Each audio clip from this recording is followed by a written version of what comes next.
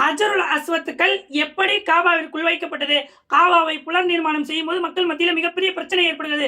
நாங்கள் தான் ஹஜருல் அஸ்வத்துக்களை தூக்கி வைப்போம்னு சொல்லி ஒவ்வொரு சமுதாயமும் ஒவ்வொரு குலத்தாரும் சண்டை போட்டுட்டே நிற்கிறாங்க. இறுதியாக பேசி மக்கள் ஒரு முடிவுக்கு வராங்க. இந்த திசையை நோக்கி கையை காட்டி யார் இந்த திசையிலிருந்து முதலாவதாக வருகிறார்களோ அவர்கள் சொல்லக்கூடிய மக்கள் தான் ஹஜருல் அஸ்வத்துக்களை தூக்கி காபாவிற்குள் வைக்க வேண்டும் அப்படின்னு சொல்லிட்டு ஒரு திசையை நோக்கி கை காட்டிட்டு அங்க பார்த்துக்கிட்டே இருக்காங்க. நபி ஸல்லல்லாஹு அலைஹி வஸல்லம் அந்த திசையை நோக்கி ஆத்தாக்குமுல் அமீன், இதோ உங்களில் நம்பிக்கைக்குரிய அமீன் வருகிறார். அல்லாஹ்வுடைய தூதர் வராங்க. மக்கள் சொல்றாங்க, மிகப்பெரிய துண்டை ஒன்று எடுத்து விரிச்சு அதுக்கு மேல ஹஜருல் அஸ்வத்துக்களை தூக்கி வச்சு ஒட்டுமொத்த மக்களும் தன் கரங்களால் கைப்பிடிங்க அப்படின்னு சொல்லி ஹஜருல் அஸ்வத்துக்களை தூக்குறாங்க.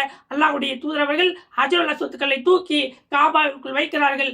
அல் ஹஜருல் அஸ்வது மினல் ஜன்னா, ஹஜருல் அஸ்வத்துக்கள் சொர்க்கத்துக்கள் என்று அல்லாஹ்வுடைய தூதர்கள் சொன்ன செய்தி அகமதிலே 14,957வது செய்தியாக பதிவு செய்யப்பட்டிருக்கு.